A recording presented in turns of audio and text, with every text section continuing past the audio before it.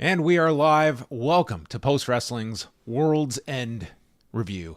I am John Pollock, joined as always by Wai Ting, and we can confirm the world still breathing, still alive, although it lost a lot of blood tonight. It did on this show, yeah. If the world was sustained by blood, then at least maybe the world is dizzy. Could be back of the head, front of the head, not opting to clean yourself with 3 hours to spare before your next match. I mean, blood does wild things to your subconscious. Maybe they're out of water back there. It could be. I mean, it's Orlando. Where are you going to find water in Florida? Yeah, well, it looked cool. That's what matters. Well, wait, I am someone that is, you know me, for all the time that we have been friends, you know me as a glass half full type of guy. Am I not? That's my nickname. Depends. Optimistic Pollock. Sure. For all the lamenting about these 3-hour SmackDowns, here we are, like 17 minutes early before we thought we were going to be starting. So these are trade-offs. I guess so. Yeah. I mean, so what is a typical AEW pay-per-view match like amount? How many matches? This was a very short main event by AEW standards. I mean, they typically go right up until midnight.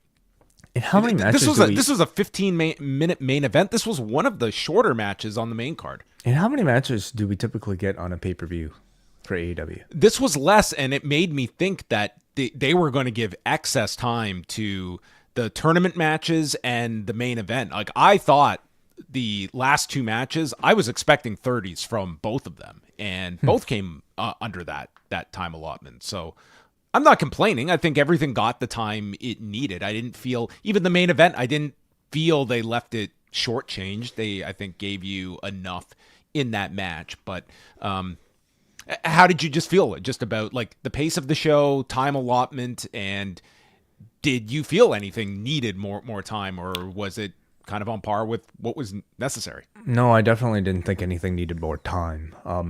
I actually feel like that they're likely listening to complaints about some of these shows running a little too long, specifically with the 0 hour. I think they've been very actually at this point, 0 hour has become on several occasions now, aside from the big boom AJ stuff, which was everything built around last month. Like tonight's was just some matches just to get people into their seats, little bit of reaction. Like there was nothing of consequence on that 0 hour. I would argue the Tony Storm saga, still this match had at least carried. But if you missed it, you're not missing any significant portion. She's doing a bigger match on Saturday. Yeah, but at least there was a major storyline that I think that still feeds into. But they've been very they kept this one to 3 matches and that was it. Whereas in the past, I feel like they felt the need to cram these. So I feel like some of that is done to make sure that they're not exhausting the audiences before the actual starts of the show. When you actually got to the show, what did we have now tonight? 8 matches. I thought 8 on the pay-per-view.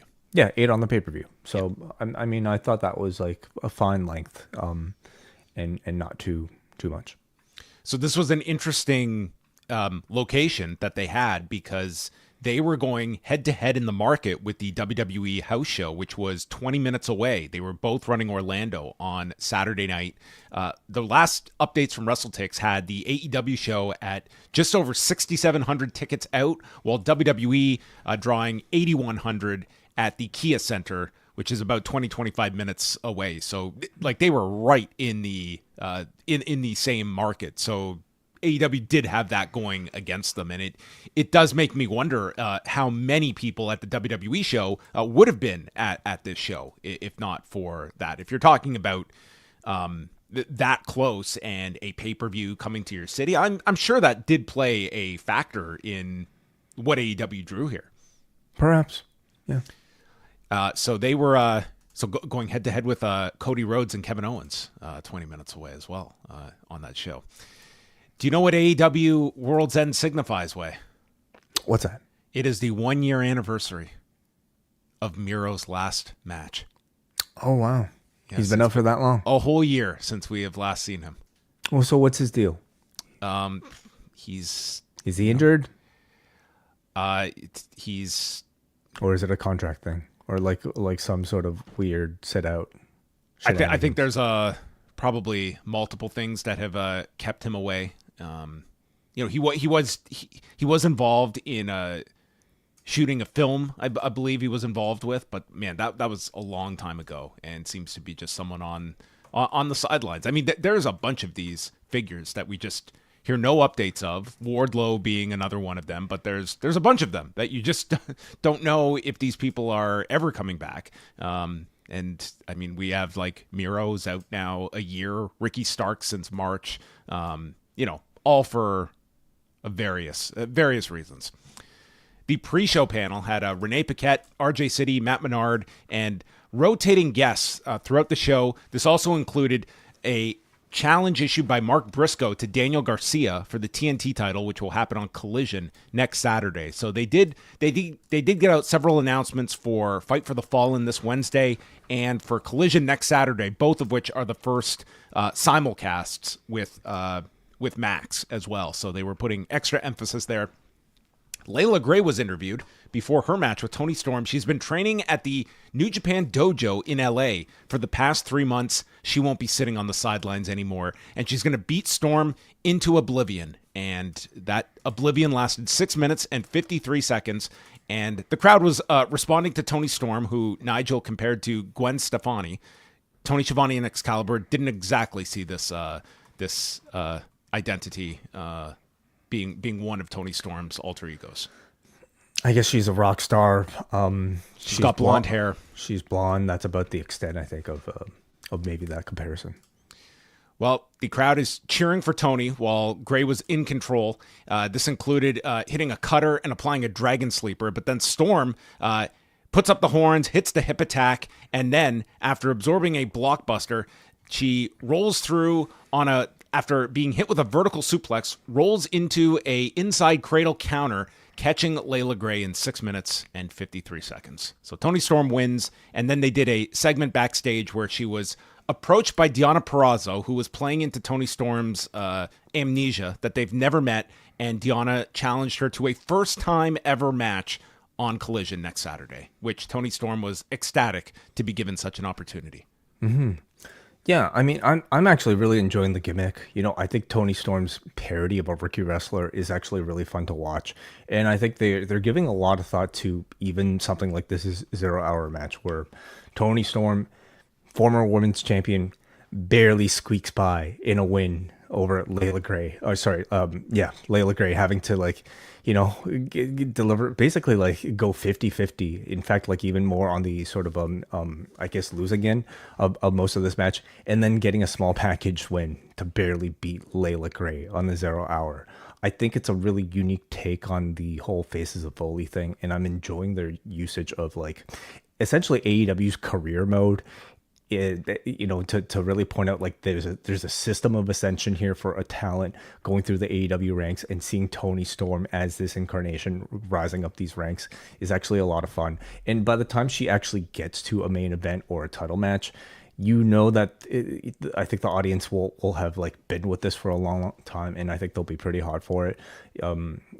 Presumably it all peaks for Grand Slam in Australia. So I think she actually continues to be some of the more interesting things on the show, this gimmick. What was not interesting was this interview that Lexi Nair conducted with Big Doom QT Marshall, who, I mean, nothing here I have too negative to say about QT, but this promo went on forever. It felt like he had 3 separate ends to this promo, and it was as though he was waiting for Lexi Nair to either throw back or to ask a follow-up, and she just never did. So he just kept talking and talking and talking, and he's taking on Jeff Jarrett, and then he took a selfie with Lexi Nair, who had nothing to say in response to any of these comments by QT Marshall. So Jeff Jarrett is out there. Crowd was into Jeff Jarrett here. Bit of a chant of QT sucks. And QT stops Jarrett from doing the strut several times. If you want to see the most the most by the book house show style match, Jeff Jarrett has it down pat, okay? I'm on the 0 hour. I'm going to go out there. I'm going to get a reaction by doing the least amount of stuff with an opponent that can be a great heel for me, and I'm going to take no damage in this match. That's what this was. And QT got the heat. Jarrett suplexes out of a sleeper, makes his comeback with clotheslines, and then we got a back body drop, and Jarrett's high spot of this match was an enziguri. And then Jarrett tosses him off the top, applies a sharpshooter when Aaron Solo appears. So Jarrett lets go of the sharpshooter, leads to a roll-up, and then QT hits his version of the stroke, asks for the guitar from Solo, but Jay Lethal appears, stopping Solo, and Jarrett hits the stroke to beat QT in 9 minutes and 26 seconds. Mm-hmm. Yeah. This Jeff Jarrett is a brilliant man. Knows exactly what to do in the second match on the 0 hour, and the audience takes to him as like this. They see him as, hey, it's Jeff Jarrett, and we're going to react to him. During this sort of babyface portion of his veterans run, I don't necessarily think him doing, like, I don't want to see him attempt a 450 or anything like that. You know, I don't need that. He doesn't need to do that, and he'll probably get just as big of a reaction, just, you know, like playing the hits, so to speak. Enziguri, sure. Like, you know, do the Owen nostalgia, you know, act. And I think having QT as the opponent, like QT to me is kind of making a name for himself for being the king of the 0 hour. I actually think he's like a perfect warm-up act in that he's somebody who really is able to get the crowd going, but doesn't outshine any of the main card talents by doing too much flash. And having this sort of like Jeff Jarrett, you know, house show style of match, I think is actually perfectly fine for a warm-up match. We might as well talk about the segment now. Backstage, all of Planet Jarrett is with Lexi Nair. Jay Lethal's talking about how proud he is of Jeff. They want to get Karen on the phone because Karen wasn't there.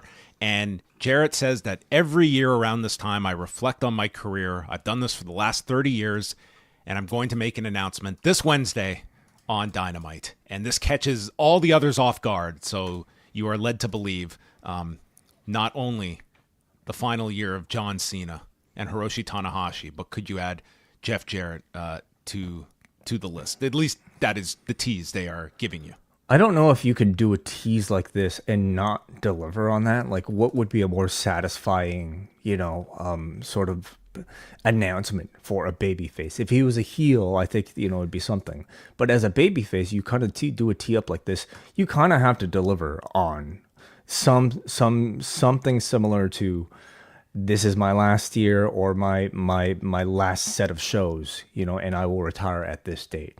And it feels like it's the perfect time for him to do something like that, because what if he comes out way and he says, you know, I've reflected on my life and my career, and I'm a man of my word, and for the last 20 years I've been known by one moniker. I'm the king of the mountain. So Darby, you've got a partner that's coming with you to conquer Mount Everest. No? Yeah, You're going with the wrestling retirement. Yeah, I'm not so sure.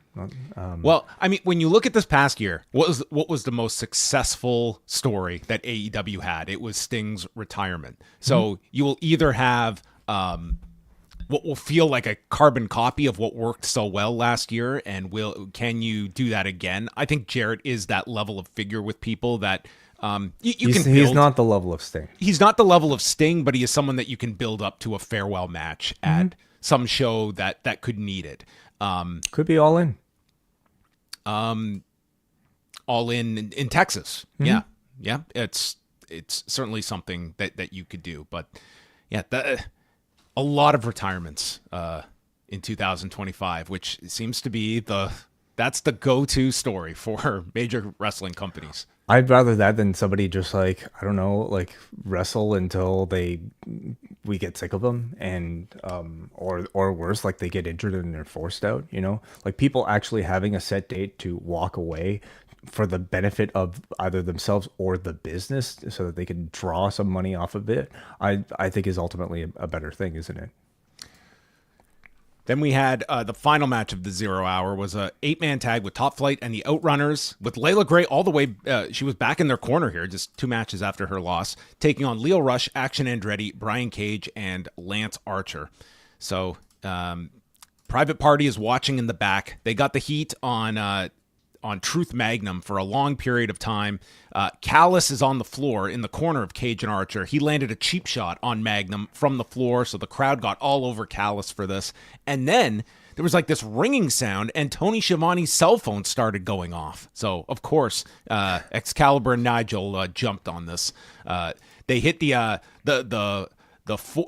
triple double elbow, however they described it here, with all 4 of the baby faces, including the Outrunners. And then we got the powerbomb chokeslam combo onto Darius. The Outrunners are in for the save, and then Rush tags himself in as Archer's upset here, and we get the frog splash off the top. He pins Dante in 10:48, and the 2 teams argue afterwards. Private Party come out, and Lio Rush and Andretti are next for the tag titles, which would be announced later in the show as well for coming up this week on TV.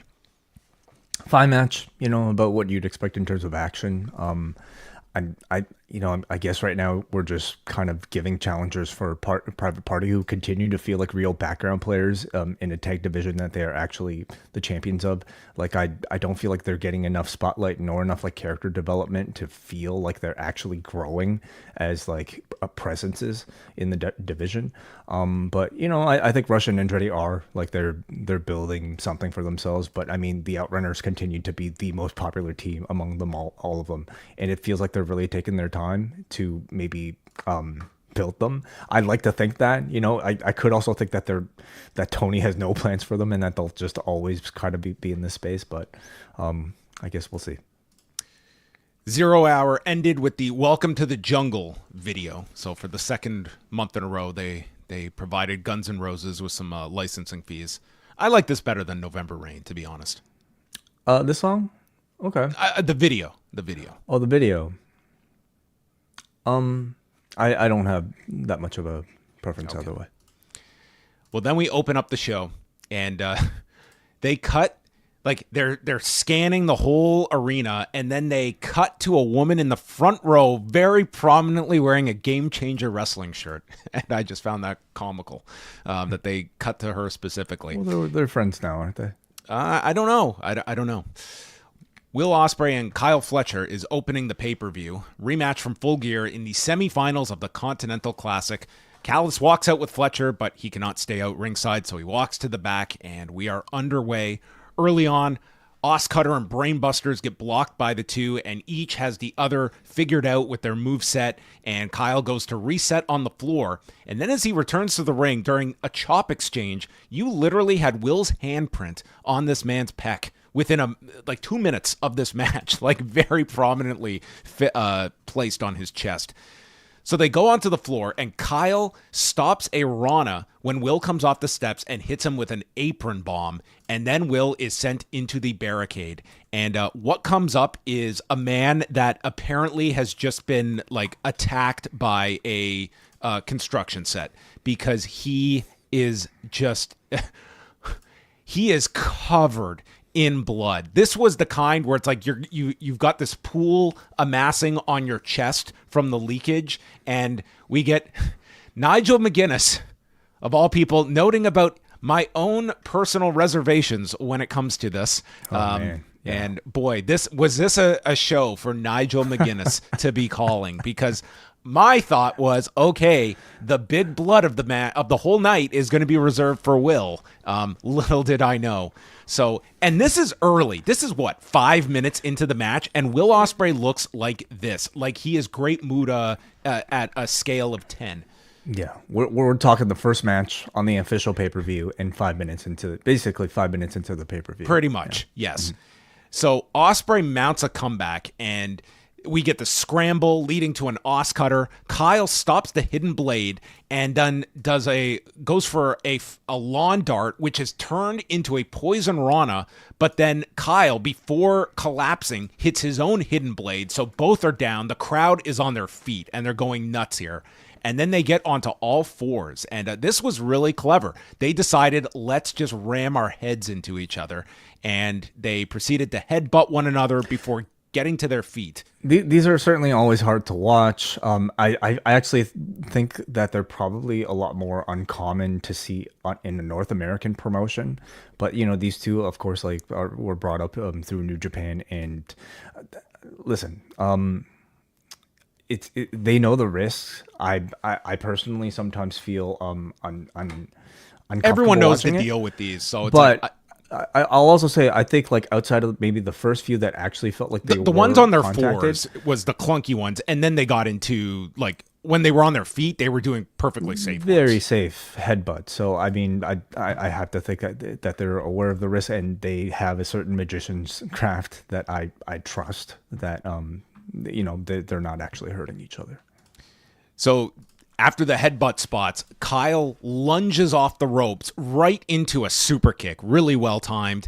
And then Kyle responds, getting a roll up moments later, and grabs the rope for leverage. Paul Turner catches him, and this leads to Fletcher shoving Paul Turner and leads to a hidden blade and a massive near fall. Then Fletcher pulls Paul Turner in the way as a shield for the hidden blade, and it leads to Ospreay pulling up so he doesn't take out the referee, and Fletcher hits the brainbuster for a 2 count, then lifts him up for a last ride powerbomb. Ospreay continues to kick out, and then after a brainbuster is countered into a Rana by Will, he gets him into position and gets the Styles Clash for the win in 16 minutes and 20 seconds. Unbelievable opening match. And I love the fact that he won with the Styles Clash, that it's always this cool spot in his match, but one that he never wins with. And I thought that just at the very least here, now you've got a great near fall for the final, because now that will be so fresh in their memory rather than Will winning with the Hidden Blade or a Stormbreaker in this case. But this was an outstanding opener, and they had a tough act to follow from last month. Oh, certainly. Yeah. I thought the match was excellent. I didn't like it as much as their first match, but I also have to qualify that by saying that we shouldn't necessarily just straight up compare the two, because this not only had to maybe exist on its own, it had to exist as the first chapter of a two-match evening for Will Ospreay. So there was a lot that was done here to set up the match that was to come later on in the evening. So I think we have to maybe grade it on how well it managed to do that in totality of the entire evening. Ospreay, is pretty much good with anybody, but I think his chemistry with Kyle Fletcher is probably among the best we've seen of him with anybody. They very successfully established this sort of big brother, jealous little brother relationship between the two of them. And even just beyond knowing that story, you can just even watch it in the way that they wrestle with each other. They know each other so well, and they're both so similar in terms of their speed, their precision, their creativity. They're kind of just they feel like a Ken and a Ryu, they kind of do the same moves, but one just kind of slightly better than the other, and either one can win on any given night. In another instance, I would have felt that the blood was a little too early, but knowing what they had to do in 13 minutes, how long was this match, John? 16-20. 16 minutes. They really had to set the story for the second match, to show that Will Ospreay was nearly dead just from this in a short amount of time. I can really maybe let the blood slide. Certainly, it'll be the thing that this match will be remembered the most for. I had no issue with the blood, because I think it created this insurmountable struggle that Ospreay had to overcome and come back for another match. I thought it was really it was an effective use of it here. And whether intentional or not, I also liked the thread that we were going from, where here it was mentor-student with Will getting the better of him this time around. And then in the final, it's the flip. It's the flip side of it, where now it is Ospreay taking on his mentor in Okada. And much like that, he would come up short against his mentor later in the night as well. And the way they ended this with Fletcher fuming certainly suggests we'll get the rubber match at some point in the coming weeks, months. Oh, yeah, we have to. Yeah, let's just kind of take the opportunity to say, what a year for Kyle Fletcher. you know, closing it off with a, I mean, just what an incredible run these last few months. He, I think, is one of AEW's biggest success stories of 2024 in a year where I think they need a lot more conversation about those successes. He's somebody who like was turned into a star out of relative obscurity.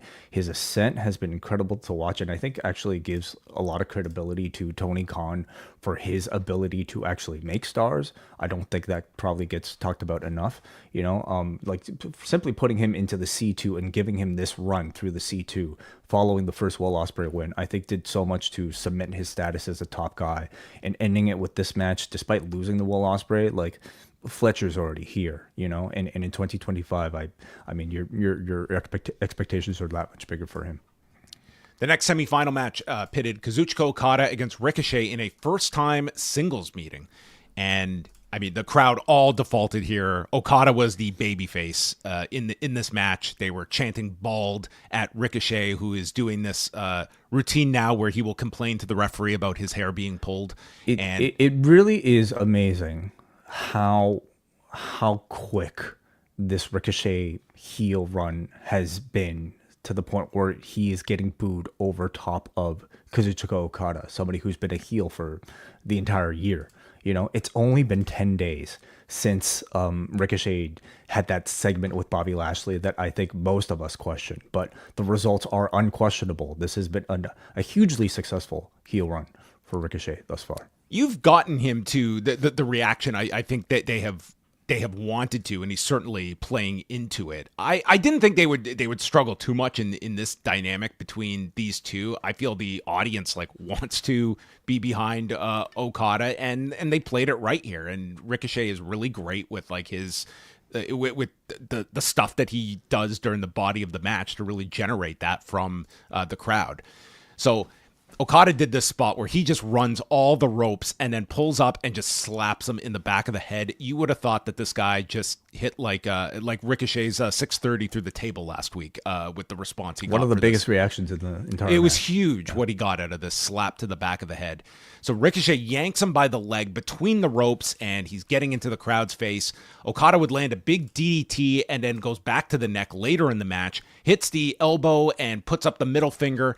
Rainmaker and Benadryller both get stopped, and then Okada hits his drop kick, and the tombstone gets countered when Ricochet hits the vertigo, and then a shooting star press. Okada kicks out, calls for the spirit gun, but Okada ducks, landing another drop kick, and as Ricochet tries for his final spirit gun to keep him down, he is caught with the Cobra Flosion and Rainmaker, which he hits in 12 minutes and 55 seconds, as Okada will advance to face Will Ospreay in the final. I like this match a lot too. You know, it was a very different match from the first one, but I think it was just as effective. To me, the star of the match was Ricochet, not for his wrestling, but for his crowd work. You know, he to me was the source of the interest and engagement for the match, the reason for the crowd's attention to me most of the time. Like the wrestling was fine, and I think as good as we've ever expected from him in AEW. But now that he has the crowd caring about him winning or losing, I think every move feels like it matters that much more. So, you know, I thought like more of a sign of, I think, just how good this Ricochet thing is going right now. And he gained a lot really from these last few C2 matches. Yeah, I thought it was a fine match for what it was. I didn't think it was anywhere near the opener that they had to follow, but it was you know, I thought it was fine. It's just like your setup to get to the final, and I do think Ricochet is doing well with, you know, with the character direction and the audience is taking to it. He remains in the ring, and Swerve Strickland comes out, and he says that Ricochet blew it, losing the Continental Classic, and therefore I am going to embarrass you. You have run your mouth since entering AEW. You even said that without you, AEW might not even exist. And you've been speaking a big mess, and I'm here to clean up that mess. So Prince Nana brings out a wagon full of toilet paper, and he goes to distribute each roll of toilet paper to fans. So Swerve has to prolong this promo in time for all these fans to get their toilet paper, and then on the count of 3, Ricochet, who is just glued to this apron, stands in the middle of the ring for this whole time, this whole speech, and then proceeds to allow all the fans to throw toilet paper at him as Swerve gives him a Happy New Year, Trevor. And Trevor was pissed here. I thought he was going to call him Turd. Oh, my goodness. Yeah. I just thought this was like a bad WWE skit. I did not enjoy this. Because of the toilet paper? I just didn't find any of this funny. I didn't think Swerve felt all that cool in this segment at all. Much like Ricochet, this is kind of the direction they want to be putting him. I just didn't find any of this. Maybe it was like you're just following these two big matches, and I just thought this was bad comedy. I don't know if it was even meant so much to be comedy, John. Like the toilet paper thing started from Hammerstein, right?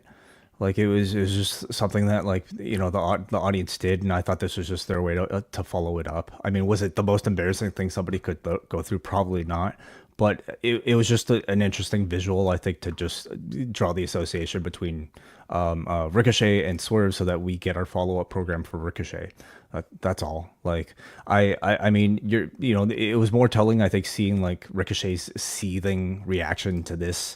What is supposed to be like a major embarrassment, but it's telling us that I think we're in store for a more aggressive, meaner Ricochet to come out of this scene, I thought. Well, and it's to tell your audiences as well to bring toilet paper to the matches. Like sure. That's what they want for this. Yeah. Mm-hmm. Which is like, isn't that a good thing? It's fine. Like if it's something that takes off for him. Yeah. I mean, it's to me you're definitely much more higher on this than me. Oh yeah. I didn't see an issue with it, but like I think encouraging that sort of fan participation, that'll be interesting to see. Like at the security gates, like if somebody carries just like a bunch of toilet paper, will they turn them away or will they encourage it? I'm not so sure.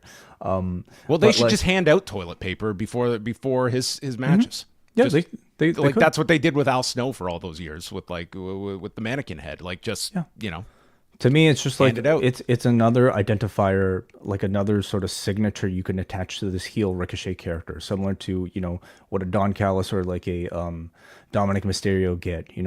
Except this is a lot more visual for camera, so I don't see that as a bad thing at all.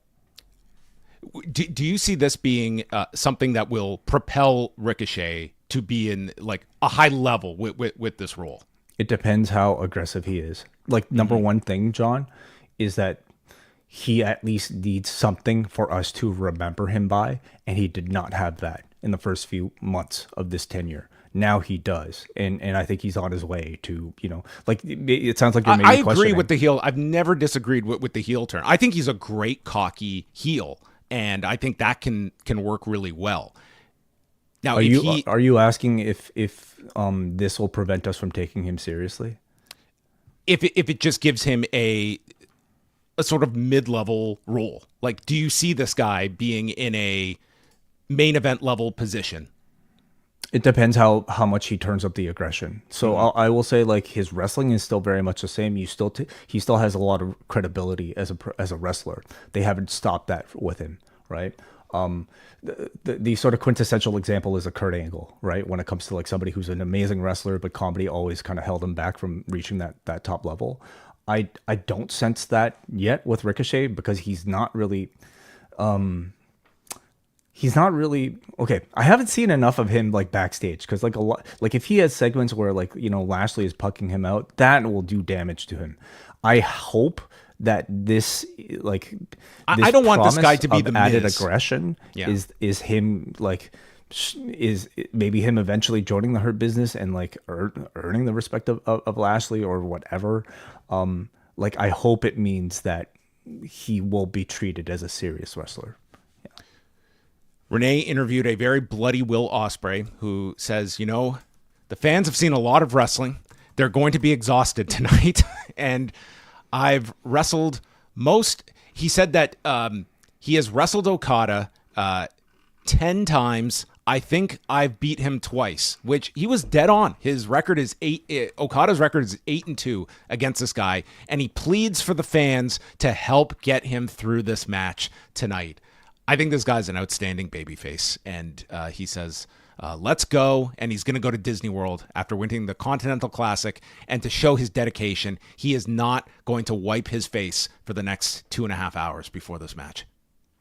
I mean, I get wanting to, maintain the visual, but I guess it's a little ridiculous thinking that he's walking around there without like access to a bathroom or like paper towel, Well, you know what? Maybe he didn't know when his match was going to be. He could be on call. He doesn't know. Am I going to be after the Tijuana street fight? Am I going to be in the main event? I've got to be ready at all times. Can't bother with a shower. So Mariah May and Thunder Rosa in the Tijuana street fight for the AEW women's title. So this means falls count anywhere. And we also had a pre-match video, which included Thunder Rosa's father calling her on FaceTime. And out comes Thunder Rosa in a biker jacket with a chain and a piñata. And the father is stationed in the front row. He got great tickets. And whoever he was with, whether this was a family member or whoever, had the sign, Mariah May not cross my border.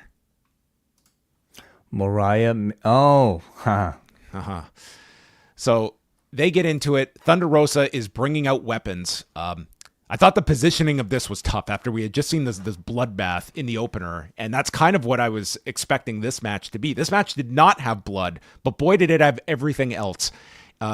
We go up the stage, and Mariah May ends up hitting a DDT and then gets a bottle of alcohol and spits it right into Thunder Rosa's face. And this is the turning point for Mariah May. But Rosa spears her through a bunch of tables by the tunnel, and then Rosa grabs a bottle from a fan in the front row and smashes the bottle over Mariah May's head, which kept her down for, I want to say, 40 seconds before she was fighting back with punches. I don't know if like the bottle spot, to me that would be at least for all the spots we got blood on tonight's show. This was one that did not break skin or keep her down for any prolonged period of time. This blast of a glass bottle to the head. So then Thunder Rosa brings in the piñata, and wouldn't you know it, this piñata was full of tacks, and this got a gigantic pop when Thunder Rosa opened it. And May stops Thunder Rosa's Tijuana bomb and hits the Mayday onto the tacks for a near fall. Then May goes to the floor and takes away Thunder Rosa's father's cane and ends up taking the cane away. And then she wraps her leg with barbed wire, misses Thunder Rosa going into the steps. So then Thunder Rosa picks up the cane. You have never seen someone take more delicate care of a cane, as Thunder Rosa used this as a weapon that I just felt she knew that this was a very valuable artifact for her father and did not want to break this cane. Then she just leaves it. She never gives the cane back to her father. Well, she was busy, John. I guess he's got a seat, right? What do you need a cane while you're sitting in the front row for? Mm-hmm. So we never hear from the father again. Thunder Rosa gets a table, and then she slants the table, and she goes to run up. I thought this was going to be a disaster, but it ended up being fine. She ran right up this table. All her weight is at the edge, and she just hit a missile drop kick. This could have gone so wrong, but hey, they pulled it off, so good for them. The crowd had come down a bit by this point, and she starts choking Mariah May with a chain. How do you get out of a chain if you're being choked to death way? You grab a pouch full of dirt that Thunder Rosa's father brought from a graveyard in Tijuana and throws the dirt into Thunder Rosa's eyes, thus blinding her and letting go of the chain. And then May proceeded to hit her with a Storm Zero off the apron through a table on the floor and pinned her in 13 minutes and 10 seconds. What was the significance of this dirt, Way? Was it just dirt? Was this supposed to be like ashes from someone? No. It was just dirt from a graveyard. Well, I mean, like in the lead up to it, I think like she kind of explains why this is a Tijuana street fight, or like the significance of just like Tijuana in her I guess spirit, in wanting this match. And the Tijuana comes from, I guess, the tequila Tequila, and bicycles, and the bag of sand. This is quite the interpretation. This was some great cultural awareness that we got on this pay-per-view. Like for her, it was just like some form of motivation, I suppose, to think about her family in having this street fight. And a convenient live by the dirt, die by the dirt. I don't think Mariah May did anything wrong here. This was a weapon to be used, and she used it to her benefit, and she won. She didn't do anything wrong. Yeah, no. she was just clever. Listen, I thought it was enjoyable overall, but to me, it fell short of my high expectations for women's hardcore matches in AEW. It had some good spots, but I thought it was overall lacking in a certain intensity and aggression set by like the most recent great example of this that we've had in Willow versus Statlander, for instance. That was just like bang, bang, bang, spot, and all of them building in intensity. This I felt was missing that. It had a number of spots, some of them, it had thumbtacks, but I think every match of this nature sort of has thumbtacks now, and it's not even so much about what you're doing, it's about how aggressively, how intense you're doing it all. I didn't really find that with it. I felt they just forced in so many ideas into this. A lot of them just the father to me just did not fit in this whole thing. I just felt like a lot of it was just by the end of it, it just felt you veered more into like comedy hardcore than aggressive, intense. That the previous street fights that AEW has really made a bit of a calling card, especially in their women's division, that this one lacked. You never want these matches to just feel like you're going from stunt to stunt. You're just kind of dragging each other to like, oh, we have this set up. Let's go over here. We had a glass bottle to the head, and Mariah May is up like 30 seconds later fighting back. It's like, why even do that spot if it's just to be of no consequence? So you take people out of it, I think, when you eliminate the effects of some of these weapon spots. All that said, I think, especially as a character, I think Mariah May is doing really well. I think her confidence and like the way she's interacting with the audience are really good. The wrestling is strong, but she doesn't have the strength of opponents outside of a Toni Storm. You're building up some really like strong contenders, I guess, I think like a Willow and Stat and Moné, obviously, but like between this and the TBS division, I guess you could say, doesn't leave a whole lot of other options for Mariah May in the lead up to like an eventual Toni Storm rematch, for instance. Like somebody like a Thunder Rosa has a name value, but I thought they very poorly presented her as a challenger here. Nobody really took her seriously. And the only thing this match really had going for it was how hardcore and how entertaining this hardcore match was. And like I said, because of the high standard that the women have already set in AEW, this unfortunately fell short of that. The big one was next. The Dynamite Diamond Ring at stake between MJF and Adam Cole, with Matt Taven and Mike Bennett guarding the ring so that it can't be used during the match. And MJF is out. He's telling the fans to shut up. And Adam Cole, is thrown into the steps in the opening minutes. And I could not believe this. He comes up from these steps and the man is bleeding. I was like, are you serious? We're doing this in this match? And I tried to keep a perfect open mind here. The end of this match, this match absolutely did not need blood. Agreed. Totally agreed. Not at all. This was all about the ankle. It was an ankle-based story in all of this with a grudge. This was the one where you put your foot down and be like, we've got enough. Will is the priority on this show. He's bleeding. He's coming back in the main event or the semi-main event. Like, this one absolutely did not need blood, and we got it from both of them. Yeah, I agree. This kind of reeks of either poor quality control from whoever's overseeing. Well, that would be Tony, I guess. Whoever's overseeing the entirety of the card and the amount of blade jobs that I think are being permitted, or it maybe calls to like just somebody who I don't know who, but like somebody just saying like, I need blood in my match. I don't care what you're saying. I'm going to do blood in my match. And neither of those things are this good, one right? didn't. The blood didn't enhance this one at all for me. I think maybe if this was directly like if Adam Cole never got injured, they continued to tell that story as is, and it was still as hot as maybe it was like back last year. Okay, maybe you could have justified like the blood to end this feud, but we're so far removed. People don't really care about this anymore. It's cooled down so much, and Ospreay just did that blade job that no one's going to be touching. you should have just for got rid of it, because it actually just kind of feels desperate and completely ineffective. So what was the more impactful portion of this match is Adam Cole going for the Panama Sunrise, and he misses MJF and his ankle buckles upon landing. And so MJF pounces on the ankle and works on it. Cole collapses off an Irish whip, and then MJF wraps it around the post. And he walks up to these two fans in the front row, and he calls one of them, "What do you have to say about it, you fat piece of shit?" And then he looks at his buddy. "How about you, Yosemite Sam?" And he just walks away from these two. I mean, Jesus Christ, you just walk up to a stranger and call him Yosemite Sam. I didn't know how he could give a straight Is that face. one of the highlights of this match for you, John? It was, dude. It was. Cole then drives him into the post to recover. So now MJF is bleeding after he gets posted. So he hits the Panama Sunrise, hits the boom. MJF kicks out, and then there's another boom attempt, but MJF collapses before he can hit it. And so out of desperation, he clips the knee of Cole, and MJF yells, "I never gave a damn about you." And then he spits at Adam Cole.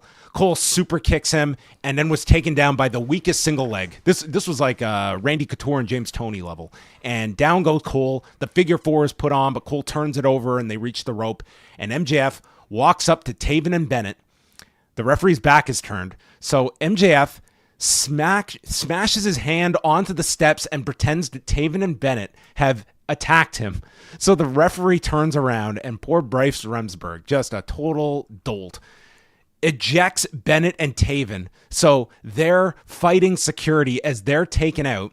The referee is still distracted as MJF takes the ring, gets stopped by a super kick, so Adam Cole puts the ring on his finger. Bryce is still distracted here, and then MJF kicks him in the balls and hits the heat seeker, pinning Adam Cole in 14:36. And my first note was, it takes a goddamn skill to make babyfaces look this goddamn stupid, as they managed to do with all of them here. Thankfully, this was not the end of this, because then MJF grabs a chair. He wants his music stopped so we can all hear him break Cole's leg, and he puts it around the ankle when a clean-shaven 2020 vision Roderick Strong runs out to stop MJF. MJF goes up the ramp. He's followed by Kyle O'Reilly, who brings MJF back to the ring. And you're just thinking, like, who here is turning? And the answer was no one. They took out MJF. Kyle O'Reilly offers his hand to Cole, and Cole nails MJF while wearing the ring and then spits on the ring. And the five of them all embrace in the ring, and we have a united front here among the undisputed era of honor. Is that that's what you're going to call them? I have no idea. I think they're just going to keep the Undisputed Kingdom name, because they printed all these shirts. Then I don't think they want to just like discount Can one of them. us be the devil? Because we had so many marketing ideas for the whole year around this stuff. Yeah. We also, I should mention, there were several big returns on this show that we will get to. None bigger, though, than the return of Kyle O'Reilly's air guitar. Oh, okay. I thought you were gonna just like wisecrack about Adam Cole's normal skin, because he looked all right here. He gone didn't as the look- orange. Yeah. Yeah. He didn't look like he needed like a transfusion or anything here. Yeah. I still thought, like, and by the way, by this point, like, this was such a heel heavy show of people going over, but I just thought, like, the handling of that finish, man, did they look so stupid. But there was some redemption that they did get the last laugh in the post match. But okay. So I'm gonna actually disagree, John, because I didn't like the ending. I didn't necessarily like the ending either. I mean, like with an MJF match, especially with the diamond ring, I think you expect a level of like, it's certainly cheating, and maybe on the side of Cole, he needs to outsmart the cheater, but he ends up getting outsmarted anyway. Like, so, to me, that was somewhat to be expected. Crowd responded loudly to most of the match, I thought, due to MJF's heel shtick. This time I felt he was even a lot more R-rated on pay-per-view, like freely using the word shit. I thought he was very vicious. F-bombs, actually. he was very aggressive. Yosemite Sam. Unfortunately, I think Cole comes out of this entire thing, this entire match, feeling number one in ring, very generic to me. Like lost is his edge and his appeal in all of this. I also think like this last segment felt like made this group look like the biggest group of sore losers. You lose the match. I should point out there were some boos for this at the end when they were taking out MJF and spit on the ring. Like there were, it wasn't gigantic, but there were definitely some boos to this. I just felt like had they ended this segment after MJF had won, I would have been talking about like they just killed Adam Cole, and I think this at least did give the I don't think so. I don't think this helped them, John, because okay, look at this. All right, MJF tries to cheat using the ring. Sure, he doesn't do it, but Adam Cole then tries to cheat using the ring, and he just fails. So they both tried to cheat. Only one person was better at cheating. They're so sore about it that you had to have Roddy and Cole come out to do a 3-on-1 from the baby faces on the heel. Okay, how does that make the baby faces look good? It doesn't. And then they just walk out holding their hands as if they won when they actually lost a lot. So now you're left with a new reformed, what is it, Undisputed Kingdom, whatever you want to call them. Except with the like Adam Cole, who feels like more of a loser now than I think he ever has. You know, in his entire like, including his NXT tenure, certainly including his AEW tenure. So I guarantee you they're probably going to turn back heel. Like, I don't doubt that Adam Cole will end up as a heel potentially with this whole group at some point. Within 3 months, he has lost a ton of momentum through this program, and I don't disagree there. The premise would be that you do want to see MJF get his comeuppance at the end of all of this. Taking out Roderick Strong and taking out Kyle and causing all this dissension among them, they finally got together and the bully got his comeuppance here. That would be the thinking of this segment. Right. This was it. Yes, they're even now. Does this feel like the end of Adam Cole and MJF? Yes, it does. I hope so. 100%. I hope MJF's not coming back for more with these five, because I need this to be over. The match I only thought was like, I didn't have like big complaints other than like the booking of the ending, but it wasn't this blowaway match either. No. And the blood was absolutely unnecessary.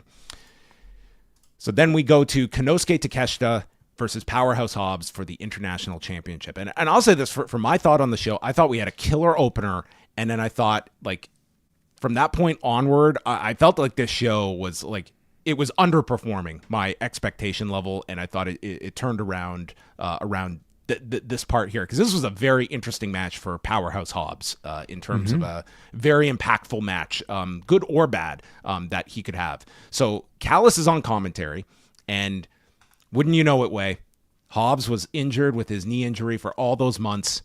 No calls, no texts. Communication is the key to being a pro wrestler. Yeah. Like, look up all the injury reports right now. Make sure you're texting if you're a wrestler. Every single one. Has anyone contacted Miro? I will find out eventually if he ever comes back. Yeah. So Takeshita, he does this spot early on. He lifts up Hobbs on his shoulders on the apron and drops him knees first onto the edge of the apron, and all of his attack is on this man's knees. Awesome. Such a simple move. Like, essentially, it looked like such a weird move until you saw what he did. I was like, this was a perfect way to start this. And dude, Hobbs' selling of his knee, that maybe everyone does need to go through a rehabilitation process for multiple months, because then you know what this pain feels like and what limitations you might have if this were to flare up. That's a good way of looking at it, Mr. Glass Half Full. Always the optimist. Excalibur mentions Takeshita's match coming up with Takagi on January 4th, and then Hobbs powers up yelling, "Meat!" and Takeshita ends up cutting off Hobbs and gets him up for a bastard driver. This guy has an enormous amount of strength. And then Hobbs stops a power drive knee, landing a power slam, and hits this big lariat out of the corner. Takeshita then chop blocks the knee, and after a blue thunder bomb, Hobbs kicks out at 1. And Don Callis just gets up from the broadcast area and is just stunned at this kick out at 1. And then we go. I'm not even going to have to guess what Wai's reaction to this was, and I'll tell you mine was probably the same. They battle on the turnbuckle, and then I'm pretty confident that this was a slip, and they lost their balance, and Hobbs is just grabbing his knee in agony. And I was ready to present this man with an Oscar. I thought this was excellent, and it was like this real struggle, and it just played right into it. And they would go back to this later, which would result in a Takeshita superplex, but I thought they handled this great. Agreed. Yeah. Again, like something I've really learned about watching professional wrestling is it's not so much about the mess up, but how you react to the mess up that ends up being, I think, the true signifier of how talented you are and how good you are as a professional wrestler. And Hobbs handled it really well, played into the injury, and actually made the injury feel more significant.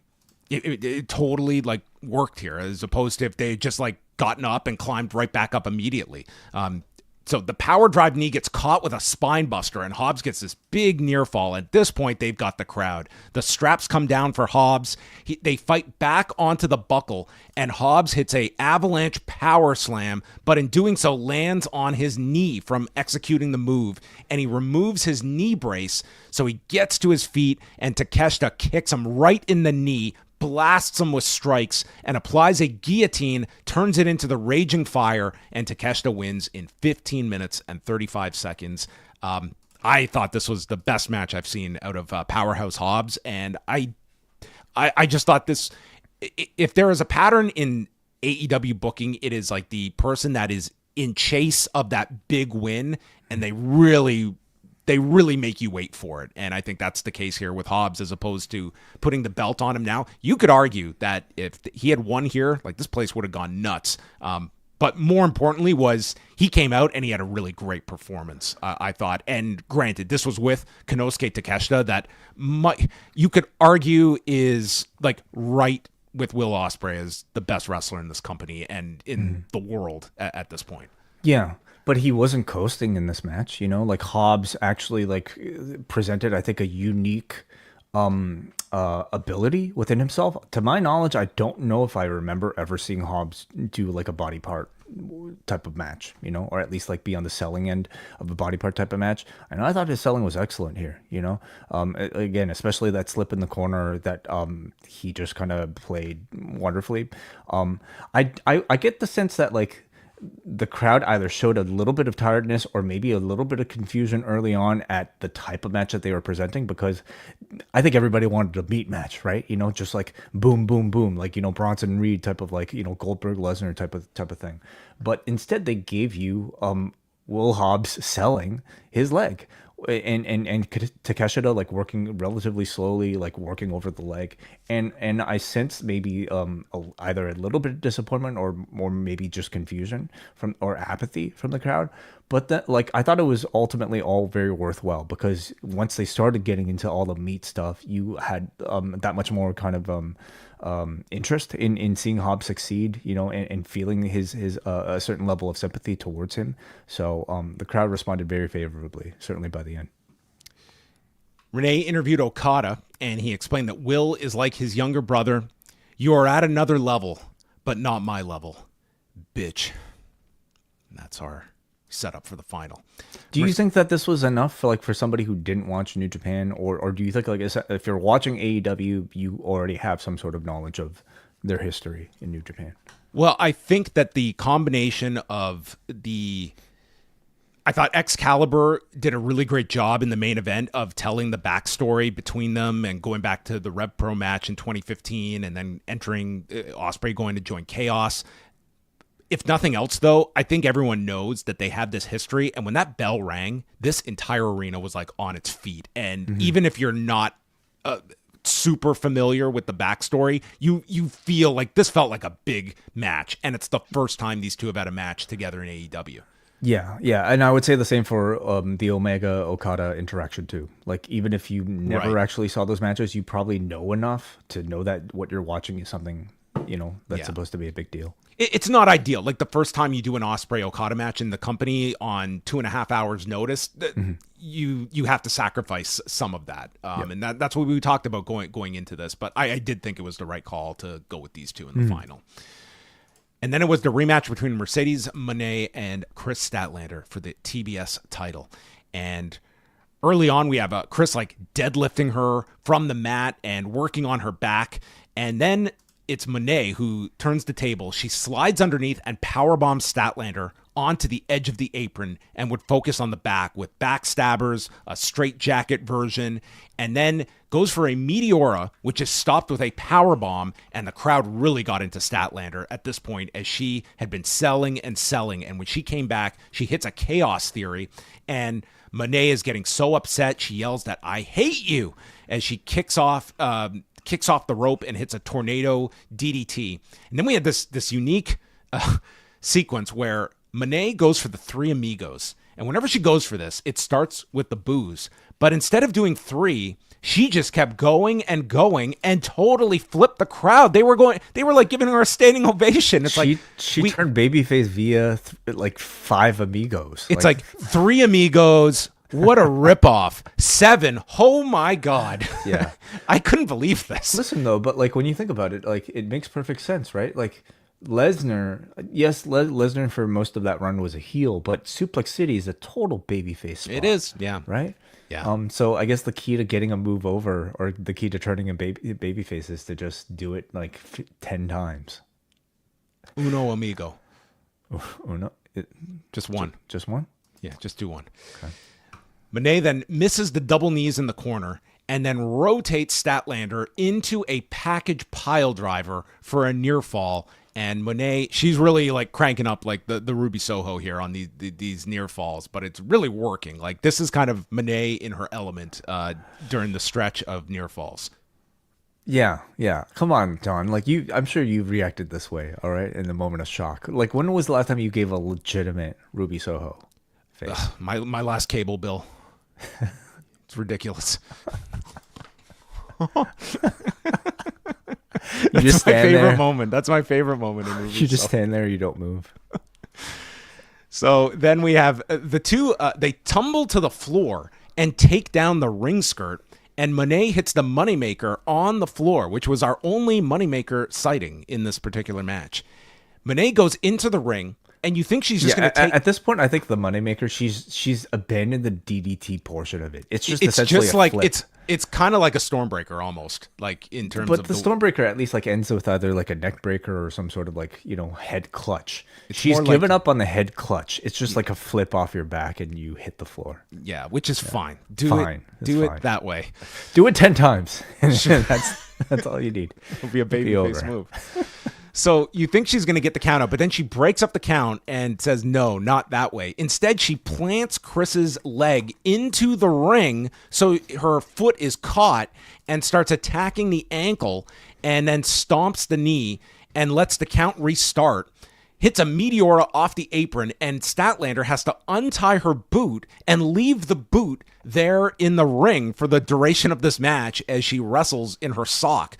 And she catches Moné on her shoulders and sends her onto the edge and then a TKO inside of the ring. And at this point, the crowd's really into this. And like Statlander is just become this tremendous babyface here to counter Mercedes.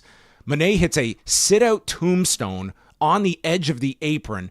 And when Moné gets in, this was really shot well. Moné is lying on the bottom rope with her back towards Statlander and just expecting that she's dead and she's going to get the count out. And when Statlander got in at 9, this was one of the biggest pops of the match. They went nuts here when Statlander broke the count. Really, really effective count out tease.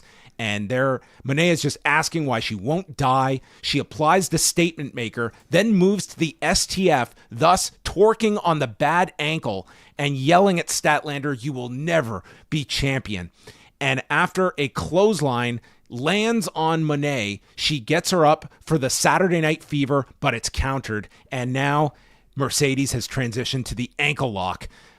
Statlander reverses out, and then Moné goes back to the statement maker, but won't hold on to it because she shifts herself into a cradle position while clutching the injured ankle to count 3 at 24 minutes and 35 seconds in I thought this was just an incredible match. I think they managed to surpass last month's, which was a really great match that they had to follow, and man, I don't know how many votes she's going to get, but dude, Mercedes, for whatever like rocky introduction to AEW, she is just rolling now. Yep. Like she is like can't miss at this point, and I'm sure this is going to continue with Mina Shirakawa next weekend at the Tokyo Dome. But dude, Mercedes was on a run here, and Statlander was awesome. Like these two, this was awesome. Just a fantastic match. Agreed. Yeah, I think there's a lot of recency bias in, maybe like talking about this match versus the last one, but I will say at the very least, they provided an incredibly satisfying sequel to it,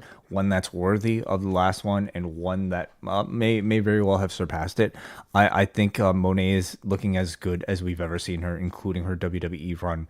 These two have excellent chemistry together, among the best I've seen Moné have with really any opponent. And it's interesting to see like Moné paired up with somebody who's powerful and more of like a like a larger wrestler, but who can work that sort of speed and technical style that Moné tends to favor.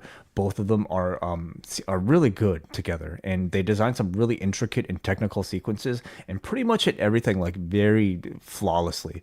So Statlander, I think, despite like the bad creative leading to this babyface run, she's really benefited from these 2 months with Moné, because it's made us all forget about that that babyface turn, and the born again, all that stuff.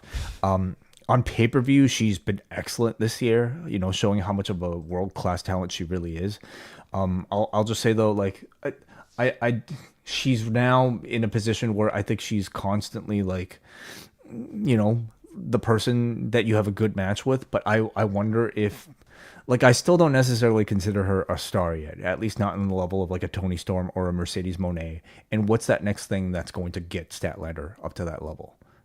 It's not going to be in ring. It's going to be, something that's more character based that'll click for her. They need to follow this up, though. Like, it's one thing to come out and have these great matches, which they're never in short supply of, but you need to make these feel like big matches in reflection. It's got to direct Mercedes and Statlander in their next programs. Like, these matches are referenced as these classics and really hammer home to people like this. Like, Statlander just doesn't... Moné has been flawless since coming to this company, and she's just had Statlander's number, but really emphasize like these matches that are state of the art and not just make them, we have this night of incredible matches and then we move on to the next pay-per-view. And it's like these big matches can't just exist in a one night vacuum. I'd really love to see Statlander like start to tell us how she's now obsessing over beating Mercedes Moné. Like that should be like her story, for lack of a better word.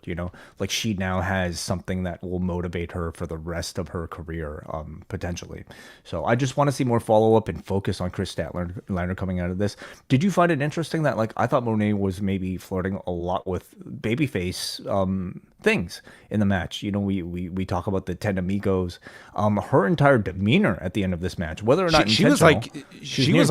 Breaking down in tears on the apron and looking up into the sky. Reminded you of like the Bayley matches from NXT, where like that was probably very legitimate, where she couldn't really contain her emotions. I'm sure it was, and it ultimately turned her babyface. Are we close to a full circle moment with Moné, where after a very rocky, unsuccessful babyface run, she turns heel, has gained, I think, a high level of praise and respect from the AEW audience? Is she ready to turn back into a babyface? It may be where the audience just sees her as like she's putting forth.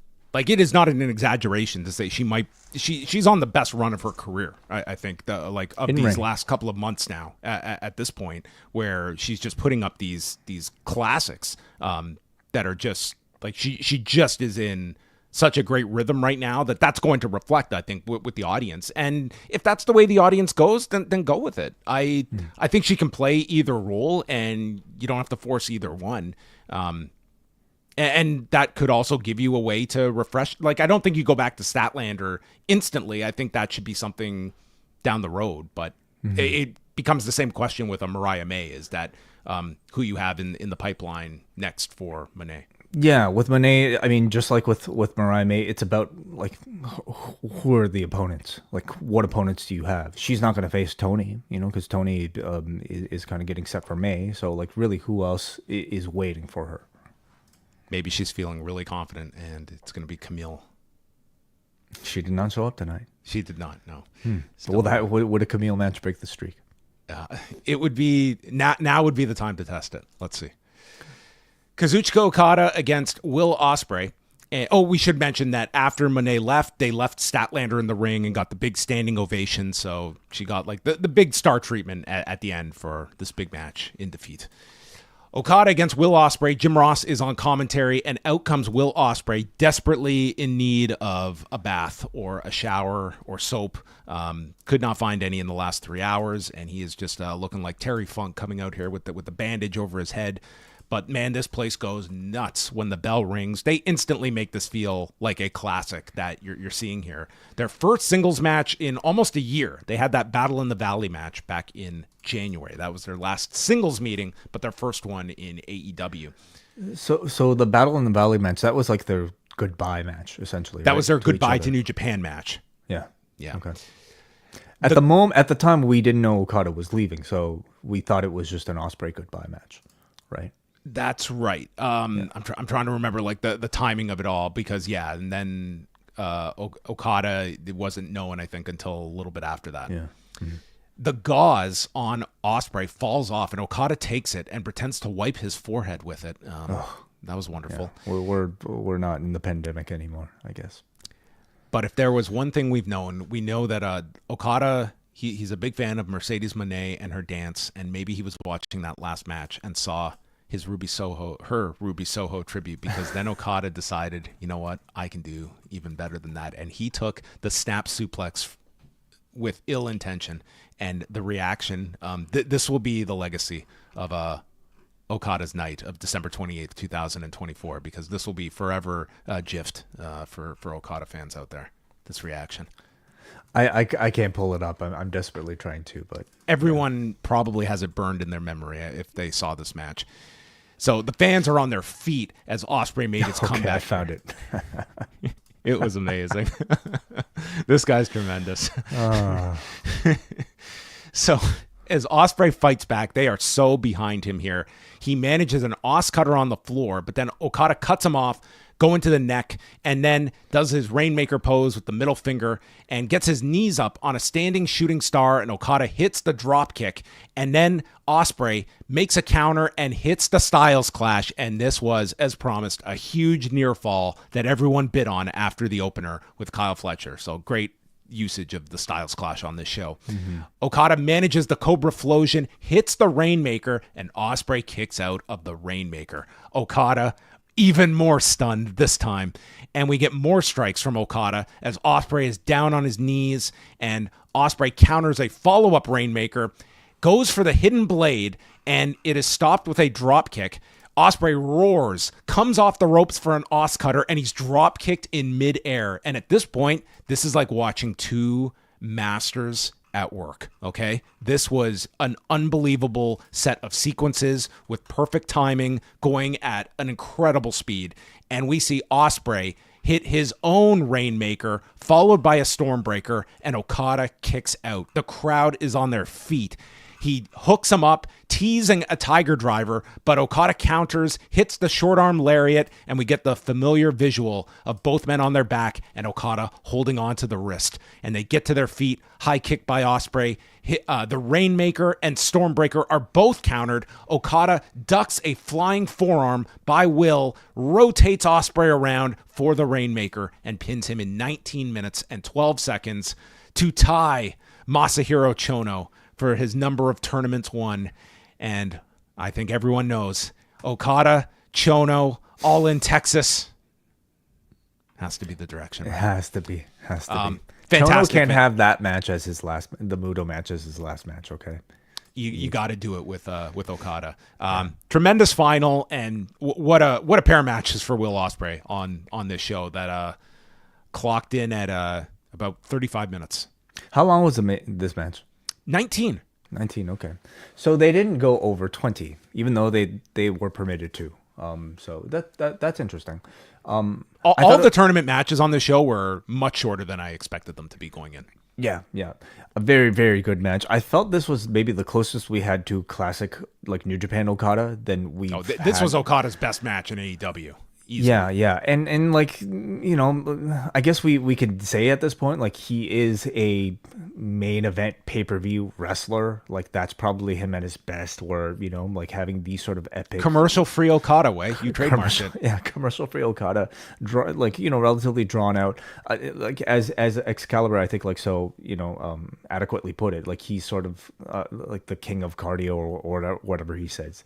Like they spend a lot of time talking about his resting heart rate. Resting heart rate, yeah, which is awesome. Great. Like, he's somebody who takes it easy, like, you know, for the better portion of like the early few minutes of the match, and it's a style that like really kind of aggravated me and bored me for a long time, but because we hadn't seen him in a while, like, it felt very appropriate for the finals of this major tournament. And the moment they started to ramp things up and go at that Will Ospreay pace for the very end, it was really incredible and really, really exciting. So I thought Ospreay's day selling from the blood loss was tremendous in the whole body of the match as well. I think it added. I really thought that was a proper use of it, and I thought it made for a really sympathetic figure in Ospreay, and the crowd really, like, he did that awesome promo with Renee earlier. He hadn't stopped bleeding for like 3 hours. No, the man is about to pass out, and yeah. There was one moment where he's doing like the delusional arms waving. I'm like, okay, let's simmer it down just a little bit. Okay, let's not go full like Zombie? First day at drama school selling. But he was good, because that used to be a gripe of mine with Ospreay, some of his selling, which has gotten remarkably better. So the tournament is over. Your thoughts overall, and what's your match of the tournament? Man, going into tonight, my match of the tournament was Ospreay and Darby Allin. I think that Ospreay and Fletcher was really damn close.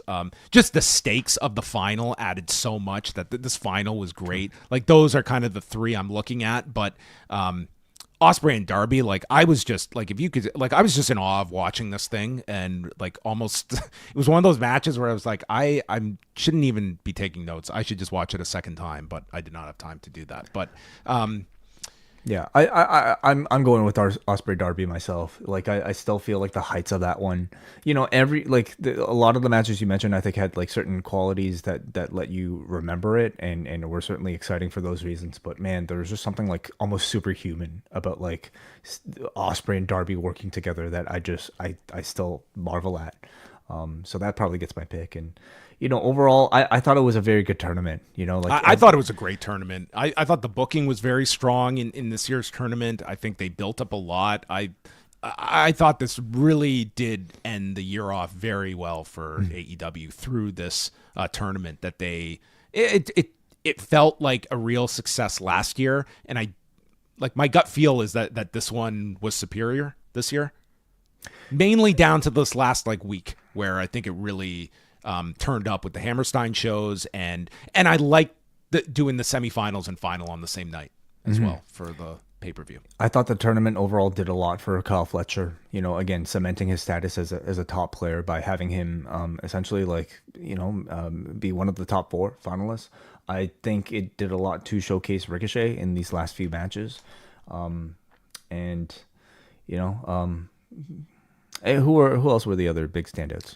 I mean, not a huge standout, but I thought he had a lot of great matches, and he got the fluke win with Commander, beating Claudio.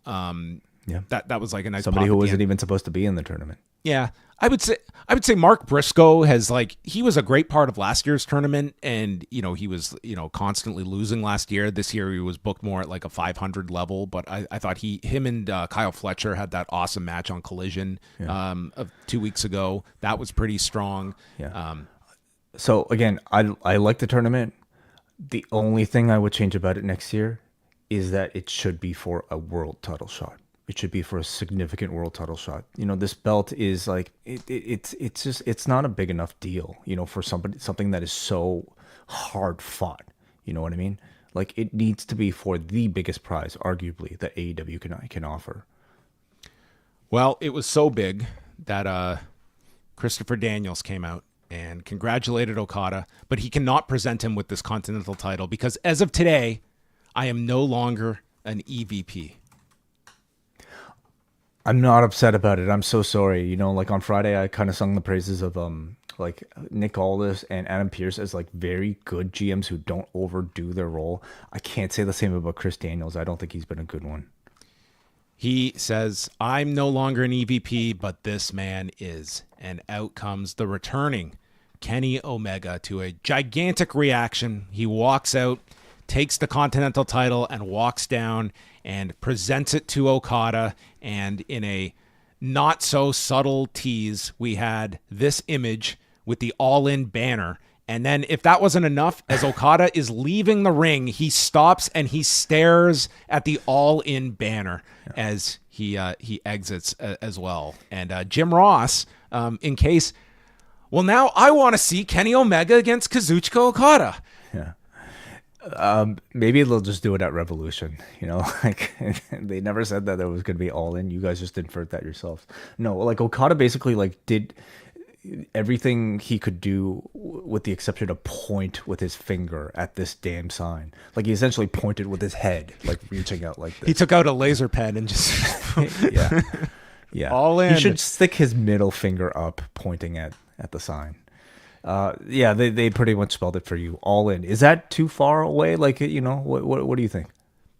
I'm of two minds. Is that I think it's a big enough match that the idea of announcing it, like I don't think you announce it immediately, but to announce it far in advance, it makes it feel like this huge rematch, and you really want to move tickets for that show. And how many matches do they have that can really move tickets in the US? The first Okada Omega match in the US, they're obviously going to hope for that to be it. But man, we're going to see a lot with Kenny Omega with this Gabe Kidd match. Like this guy is coming back from like that is the other thing. Shivani on this show said, we don't know when Omega is going to come back to action. Well, you know? he said we don't know when he'll be back in ring shape. I did hear it the way he said it. Well, he might not be in ring shape on the 5th is what maybe he was implying. But I got the sense that we weren't supposed to know that as AEW fans. Well, it's very odd because it is technically like an AEW combined show, and they made no mention of this. Like that is happening in another universe that we are just not going to acknowledge. It's like Shinsuke Nakamura going to Noah. That you'll never hear on SmackDown but some matches, like they had a tournament to put somebody into. I know. Like, but the Young Bucks are on this show. Kenny Omega's on this show. Ricochet is potentially he's challenging for the IWGP title. Yeah, that wasn't mentioned either. Well, I mean, we'll see on Wednesday. I think that'll be a big tell. Will they throw toilet paper at him in the Tokyo Dome? In the main event. That's a great question. Do they hand out toilet paper there? I don't know. Okay. They have these fancy bidets, John. I don't think they use as much toilet paper as we do. On to the main event we go with Jon Moxley, Orange Cassidy, Jay White, and Hangman Page for the AEW Championship. What happened at the beginning here with this briefcase? Oh, man, I don't know. I had no idea what was going on here, and I did not have time to rewind. But Shafir, Shafir has the briefcase cuffed to her. It was a little bit awkward just to have her even fumble to take it off so that Remsburg could hold it up, for the opening of the match. Then we cut away, so I don't see what happened. But somehow we cut back, and the briefcase is handcuffed to the bottom or the middle rope, and Justin Roberts or someone made them remove it. Roberts is trying to take it off. And then Shafir has to start fumbling to try to get it off. Eventually they do, but it was a whole awkward. I didn't know what was going on here. It just seemed like I had no idea what was happening here. So Page and White start arguing. So Cassidy ignores them and just dives onto Moxley, and the challengers all start to work together against Moxley. When the Death Riders appear through the crowd, everyone fights through the stands, leading to the Death Riders being removed by security, which were not obviously the most effective security because we would get returns later. Moxley does his own version of the limp kicks onto Cassidy, then starts blasting at him when Page and White return, and they hold Moxley in place for an orange punch on the floor, followed by a shield powerbomb. And apparently Jon Moxley needed a shield, presumably a helmet, because his head must have smashed because the back of his head looked like someone took a sledgehammer to it. I have never seen a man get busted open this way to the back of the head that just looked gruesome. This looked like a gunshot had gone off in the back of the man's head. Man, he must have hit a monitor or something, I'm assuming. And it was a pretty hard power bomb that he came down with some force, and I don't know what he landed on, but it had to have been from this power bomb. And this is what we saw coming up. So unlike the MJF Cole one, this was unintentional blood. But my God, did this that probably required some stitches, I'm guessing, afterward. Looked pretty cool, actually. I mean, it's a great T-shirt. So Moxley is taken out for a while. So now Paige goes after White and Cassidy. Now they don't need to work together. They show the patriarchy showing in the arena up above watching, but then in another part of the arena, Hook is there keeping an eye on the patriarchy, and all of them came here for basically no reason. They were just spectators that got to watch a great second half of the show. Moxley returns to the ring bleeding, and then Moxley and Paige square off. And if there's any confusion on what is the big one-on-one dynamic that the audience wants, it's Moxley and Paige, because they were just on their feet here when these two began to square off. And then we get the return of White and Cassidy. Everyone's going through various maneuvers. We get a dead eye on Moxley. An orange punch to Paige and White, then lands one to Moxley. Pretty much Moxley took everybody's finishers, and it was just a question of would he be down for 3 seconds and one of them could capitalize, because he took everything in succession on various sequences here. But then we have Moxley take the last orange punch, and then it's Hangman who pulls the referee out to stop the count, and he hits a buckshot lariat to Cassidy, hits a buckshot to Jay White, then a dead eye on Moxley, and he goes onto the edge of the apron for a buckshot onto Moxley, but gets stopped when Yuta returns, grabbing his leg. He kicks him away, kicks a chair at Moxley, and hits the buckshot, but there is no referee to be found. So Cassidy rolls up Paige for a 2 count. He gets kicked in the balls. There are Blade Runners hit to Paige and Moxley. And now Yuta just attacks the referee. So I will say this. This was 100% a House of Torture match. Like, this was House of Torture, like, verbatim here. Shafir walks up from behind, and this was like the big pop of the match, was walking up behind Jay White. Jay White turns around and nails Shafir with the Blade Runner. Yuta takes out White with the Busaiku knee, and that's followed by the Death Rider as Claudio returns Bryce to consciousness, and Bryce, who's just had a hell of a night, counts 3 as Moxley pins Jay White in 15 minutes and 40 seconds, which has to be probably, I'm guessing, the shortest AEW pay-per-view main event ever. You think so? 15 minutes. I don't quote me on that. I don't want to get fact-checked, but man, I can't recall an AEW main event going under 16 minutes before. But yeah, I mean, this was, if you were just into like crazy twists and turns and ref bumps and everything, like this was like the House of Torture formula with an audience that was engaged in it. So there was certainly a hot crowd, you know, and I would say like they made the match feel a lot more, I think, successful. I am also going by a lot of what of the reception I'm seeing online, and there was a lot of negativity to this match for much of that reason. Yeah. Like, you know, it was too much for me. Like, I just, like, the ref spots to me were just, they were really groan-inducing at a certain point with Yuta and such, and I got what they were going for, but it's like, man, I thought there was already a lot going against this match coming in. Okay, for one thing, you're choosing to put this into the main event spot after seeing 2 Ospreay matches, and that's a tough spot for anybody. Much less, I think, a relatively, in my opinion, cold build to a world title program. You're also talking about like challengers that don't feel like they have any sort of chance of beating Jon Moxley, and by the time we got to the match, listen, the action was fine, but by the end of it, doing the type of booking that you're doing, this ultimately felt like a Dynamite main event to me.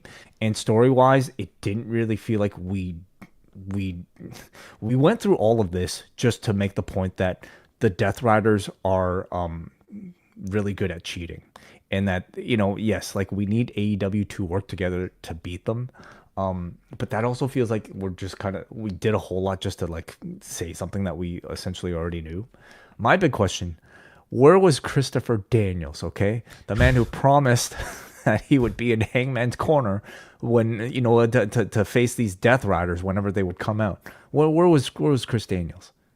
I didn't know what was going on with this Christopher Daniels thing. I'm glad all of this happened, because as I'm putting it together a list this weekend, I do appreciate this Christopher Daniels involvement. So he goes to Hangman Page this week and says, as an EVP, as he was formerly now titled, I am here to help you. I can be your friend. Then tonight he explains, I am no longer an EVP. I'm thinking, okay, well the handcuffs are off. He can just get involved. He can do whatever he wants here. Nothing, not a peep from this guy. So if I was Hangman, I'd be like, thanks a lot, buddy. Yeah, some friend you are. How convenient, So is he gonna why? But okay, the bigger question: why do this segment at all? What the hell was this supposed to be? I have no idea. Now that this is over, I have no idea what the point of this was. Okay. Well, and anyway. I'm not begging for follow-up either between these two. Yeah, I am seeing a lot of negativity towards the main event on the show, really more so than I think most of the things that have happened on the show. I didn't hate it that much, but I just thought it was a pretty ineffective end to the show. I mean, it was just a nonstop, like, it was kind of booked like one of those Brock matches where it's just tons of finishers, and it was just the numbers game of like who's going to save who, and is Moxley going to be caught with a pinfall, and hopefully you grab people.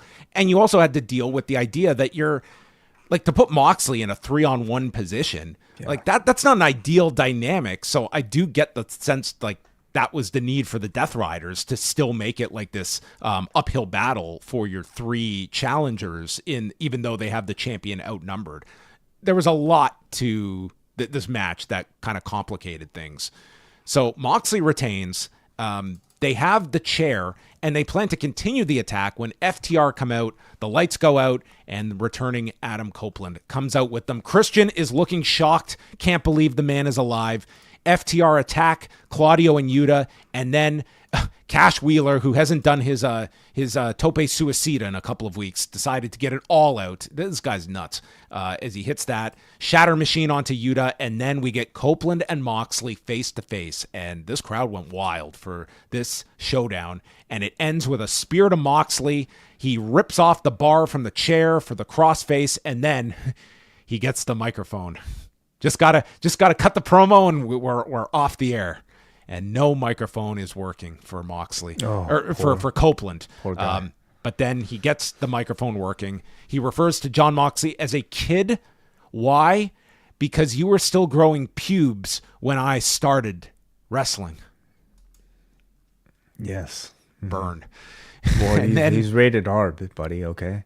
Yeah, I think MJF was rated R on this show as well. And then they confirmed the 6-man for Fight for the Fallen, Moxley, Yuta, and Claudio against Copeland and FTR. And they also finished, they just did a quick shot of the banner for Revolution March 9th, and they're running the Crypto.com Arena in Los Angeles. The former, that's the major arena in Los Angeles. So it's a big arena that they are running on March 9th. And coming out of this, I mean, I thought maybe they would, like, I watched this match and I thought like Moxley and Hangman is a way you can go. I could certainly see the idea of Copeland. Now, what was also omitted on this show, unless I missed it, there was no mention of that Australia Grand Slam show at all.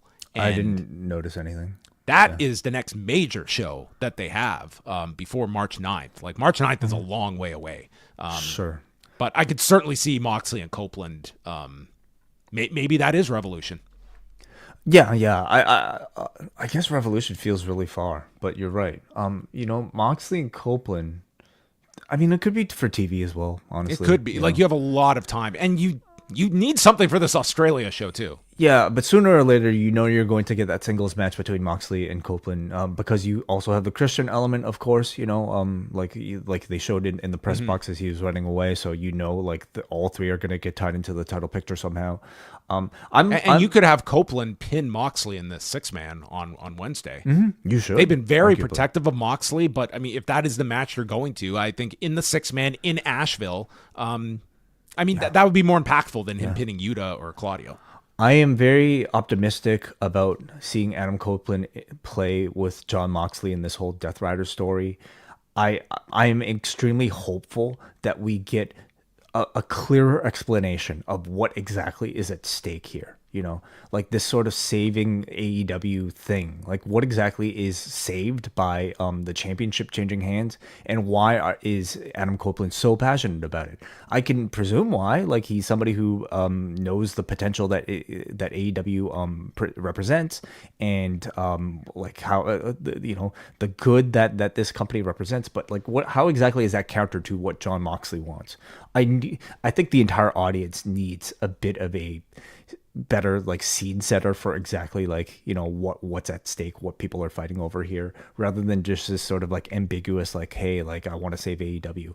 And what becomes of like the three baby faces that essentially just failed tonight? What are they still on this campaign? Darby's injured, right? Taken out from they did an angle on Rampage where they sent him down a flight of stairs and smashed his leg. So they sent him down a flight of stairs so that he could climb back up a mountain, I guess.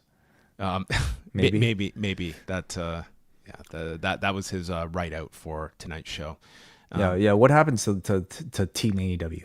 Well, I mean, he's beaten Cassidy. He pinned Jay White. It kind of leaves Hangman Page as like the one that, I mean, does have the story coming out of this that I had the match won, but the referee was out. I was not pinned. I think they should get to that match at some point with Moxley and Hangman, and they really did tease that more than any of the other challengers in this match, like that showdown. But Copeland feels like the more immediate one. Yeah, for now. Yeah. All right. Well, that was Revolution. I thought 3 excellent matches in Ospreay, Kyle Fletcher, Mercedes, and Statlander, and Okada and Ospreay. Like 3 really excellent matches in those 3. So I have to say I was overall had a positive review of this show. But the middle of it, I thought like struggled at times with the Tijuana street fight, MJF and Adam Cole, and I think a lot of valid criticism of the main event for your world title. Like the argument is, granted you had this Adam Copeland thing that I understand you wanted to end the show with. But they're also like they're so strong on the credibility of the title, and that's why we end the show with the championship. But they've broken match. that rule several times. Well, they've broken that, but I would also say like when you book a title match like this, I think that somewhat hampers your argument about the credibility of the title when it's booked like a mid-card, hardcore title as well. So I think there's that to it. And you could certainly argue if Kenny Omega walking out to confront Okada is the stronger way to end the show. I think you could have flipped these 2 matches and you still would have had, I think that would have been a really impactful visual of Okada and Omega to go off the show with, and you're ending with that. And then Christopher Daniels wouldn't have had the excuse, of resigning. I would have excluded Christopher Daniels from this entire show altogether. He did not need to introduce Kenny Omega. Yeah. I mean, hindsight is hindsight 2020. I think we all would have said like Okada versus Ospreay should have probably headlined the show, but they wanted to end it with the Edge moment. I still would have ended with Omega, instead. It feels like the way bigger main event that you're trying to set up. Overall, I would say mixed reaction to the show. To me, like AEW pay-per-views, I actually thought on paper this card had the potential to be one of the best of the year. And we've seen plenty of perfect AEW cards. This was not one of those. But it's still a good one. Still very enjoyable. I thought, like, man, those 3 matches, like, you're not going to find too many shows that have 3 matches of that quality. But that kind of tells you, like, the expectation level for these AEW pay-per-views at how high they are. That you're probably not going to see on too many shows. We do have a super chat. Shall we answer that one first? Yeah, let's go. Slim Sieber sends $5. Thank you very much for the super chat. And thank you to all of you guys watching us live here at youtube.com/postwrestling. We're going to be live after every single WWE and AEW pay-per-view. We've announced some changes that are coming to the format of our shows throughout the week, but what's not changing is our pay-per-view nights. We will still be here live with all of you guys after every AEW and WWE pay-per-view. All right, Slim Sieber sends $5 to say, do we know what happened to Britt Baker? We haven't seen her since Deeb confronted her, and Baker stated no one cares. I guess Tony doesn't care too. Yeah, Britt Baker is on that same list of question marks. Yeah. I don't know what's going on with Britt Baker. We don't know enough to say. We know that in AEW, it doesn't. You don't necessarily just have to be injured to be off. It could be due to contractual reasons. It could be due to whatever political reasons, if you want to call them that. So it could be any number of things. All right, we go on over to the forum, and we're going to start off with Mark, who writes that Ospreay and Fletcher was insane, and somehow Okada versus Ospreay topped it. Moné has found her groove in AEW, and Statlander is a perfect partner for her.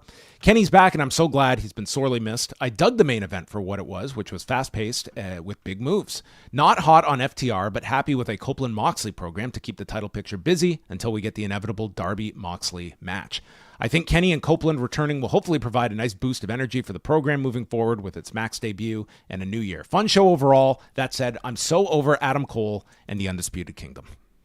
Yeah. Unfortunately, they did not come off of this show very hot. So, does Kyle leave the conglomeration, or does he have dual citizenship?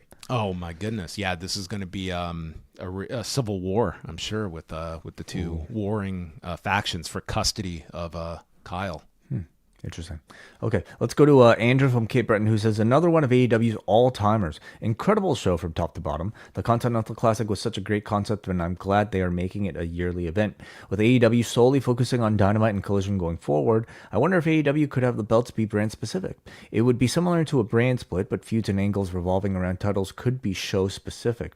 I mention this because this has been the most over Okada has felt since joining AEW. From slapping Ricochet's bald head to having an epic with Will Ospreay, it felt like Okada was more of a top guy than Moxley was. Both Mox and Okada had New Japan style main events. The main difference is that Mox's felt like a House of Torture main event. Mercedes had another epic, and she's definitely making up for some earlier bad matches and questionable creative. Most of the matches were incredible, and I would say this is another in a line of great AEW pay-per-views. Right, Brian. Well, let's just answer that. Can you see a brand split of sorts with titles being show specific? I mean, it's something you can do if you feel that is they certainly have the roster that they can do that. I think that you often, I think having two A champions has proven to be a very effective device for the WWE. Yeah, you could argue that. I mean, it's if you that was. I think that's kind of the goal of this Continental Championship, is to make it feel as important as your World Championship. But I don't think people necessarily do see it that way. Not at all. I don't even think it's as important as the international. Yeah. Yeah. I mean, they're all the same, really. I think you just have this clutter of titles where you throw the TNT title in there, and it's a bunch of championships, and I think people see the AEW title as your top belt. But getting back to the brand split, the positives of that is that you could at least have an identity for both shows. You know where the stars are going to be. I think that's part of it, is that you say you want to buy tickets to a Dynamite 2 months out, and it's you have no idea who's going to be on these shows. You don't know who's there, who's not there. That might alleviate some of that, unless for circumstances like injuries or people being off TV. But it's even today, coming out of this pay-per-view way, if you were to go to Asheville on Wednesday, 2 matches that have been announced. You will get Adam Copeland's return, but you don't know who is Kenny Omega going to be on Wednesday. Am I going to hear from Kenny Omega? Are we going to hear from, name your person? Is Will Ospreay going to be on the show? You wouldn't even know that. And I think that's Christopher something. Daniels. Is Christopher Daniels going to explain why he's no longer an EVP? Which, honestly, like, that should actually be explained. Like, this guy who's been an authority figure, and just out of the blue, I'm no longer an authority figure. Like, that should have some follow-up explanation for this guy that's been in that role for 7 months. Are we to assume that he was some sort of, like, surrogate for, like, Kenny Omega? You know, somebody like a temporary replacement for Kenny Omega? Because there was an empty EVP role that needed to be filled? Well, sure. Then just explain that. All right. Does Kenny now have the same powers that Christopher Daniels had? I would hope he has more than that. Okay. Anyway, let's go to Brian from New Jersey. It's your turn. Worlds End a year ago had the reveal of the Undisputed Kingdom. Worlds End tonight had the returns of Kenny Omega and Adam Copeland. So I'd say that's a step up. I mean, you also did kind of have the reveal of the Undisputed Kingdom on tonight's show too. Yeah, you did. Only an 8-match main card, and it still felt as full of a card as any previous AEW pay-per-view. I thought Ospreay had 2 tremendous matches with Fletcher and Okada. The main event delivered on what it was offering, and Mercedes and Kris Statlander are 2 for 2 on great pay-per-view matches. Both women on a roll now. Mm-hmm.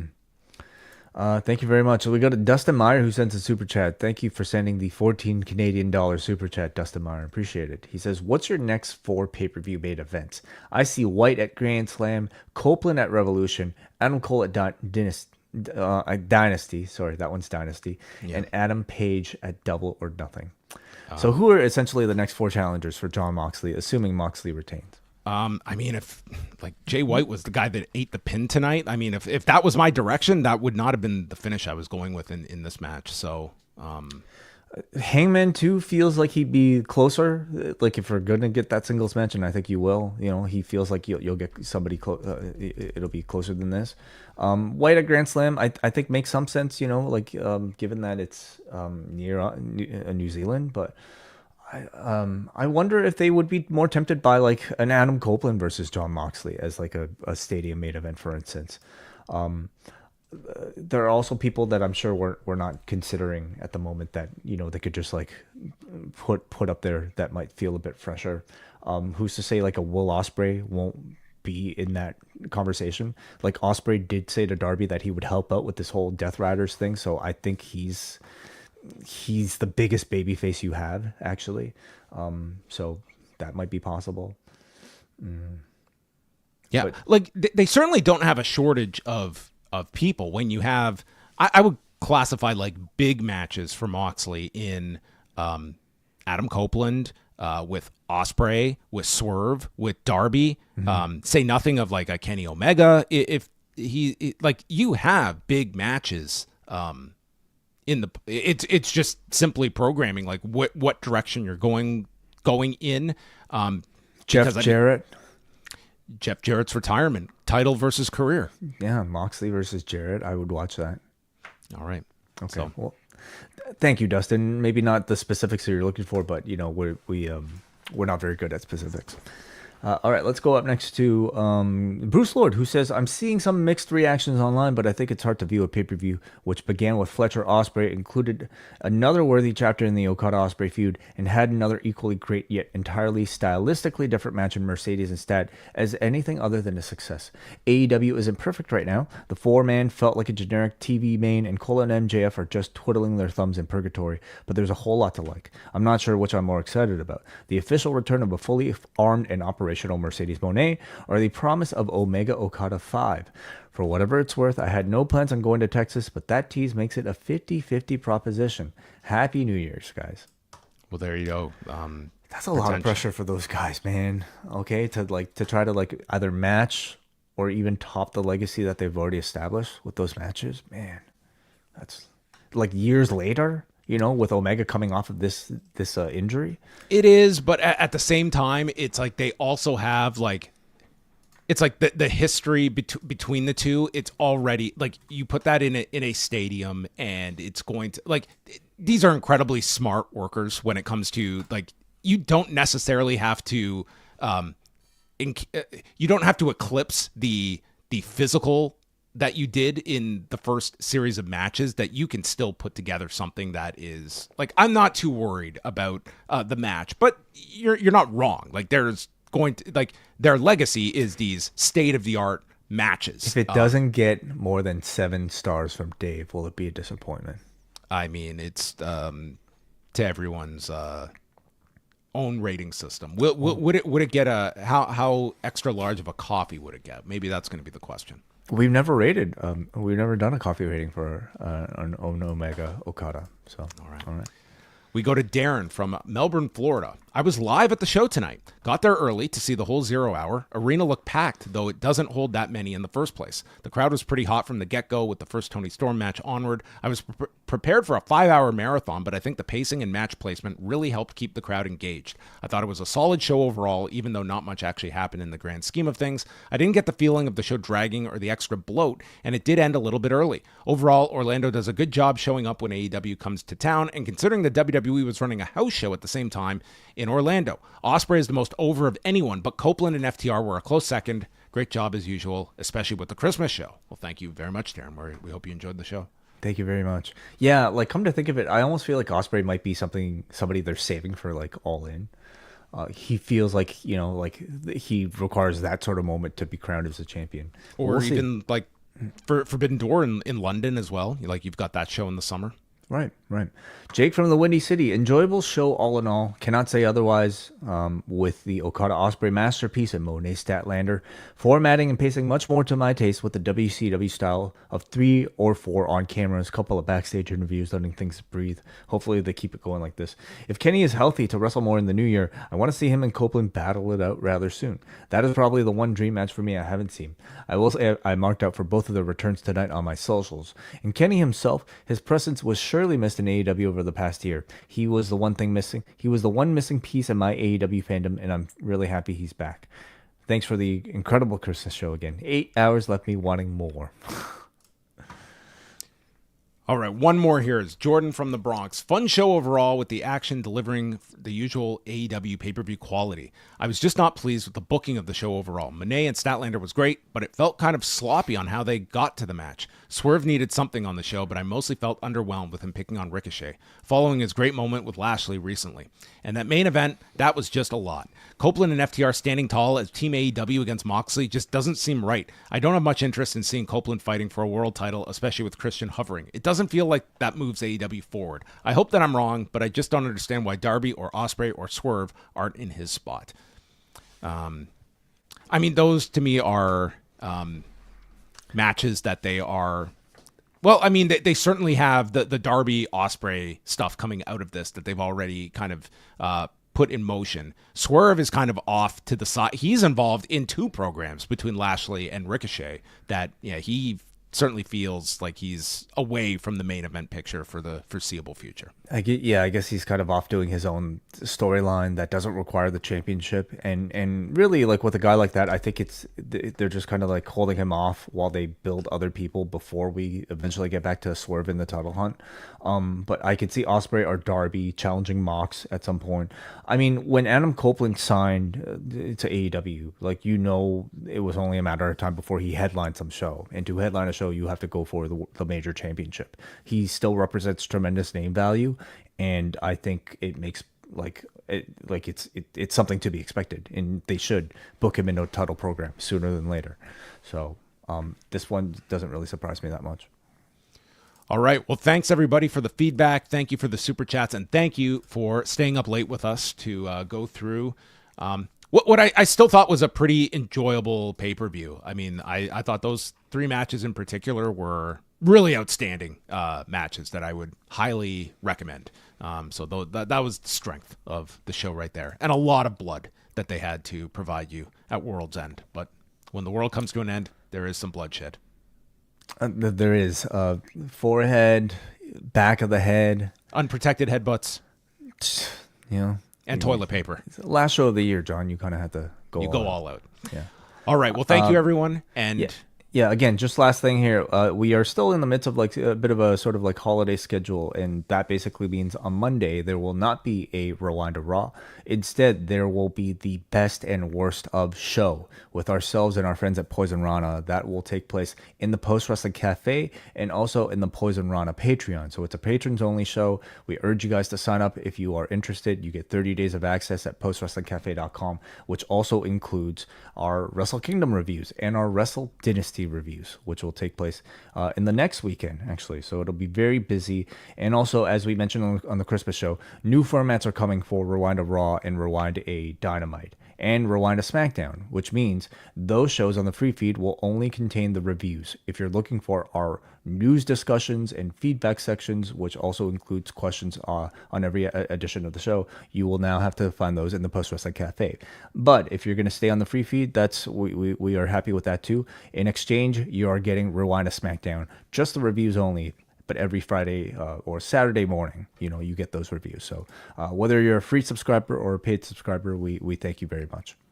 So yeah, it's a very big week ahead with the best and worst of show Monday night. That'll be dropping at postwrestlingcafe.com, and Wai and I will be doing a number of shows on the cafe this week, including reviews of Wrestle Kingdom and Wrestle Dynasty as well. So lots of stuff coming up. We have also put up a match guide on the website of all the major shows coming up this week, not just over in Japan with New Japan, Noah, All Japan, and Stardom. Stardom's big show is starting in about just over an hour from now as well, but also the U.S. shows, the major ones coming up this week. So if you want to keep track of where you can watch all this stuff and what matches are on each show, that's up at postwrestling.com. So we will say goodbye, and we are coming back Monday night to talk about the best and the worst.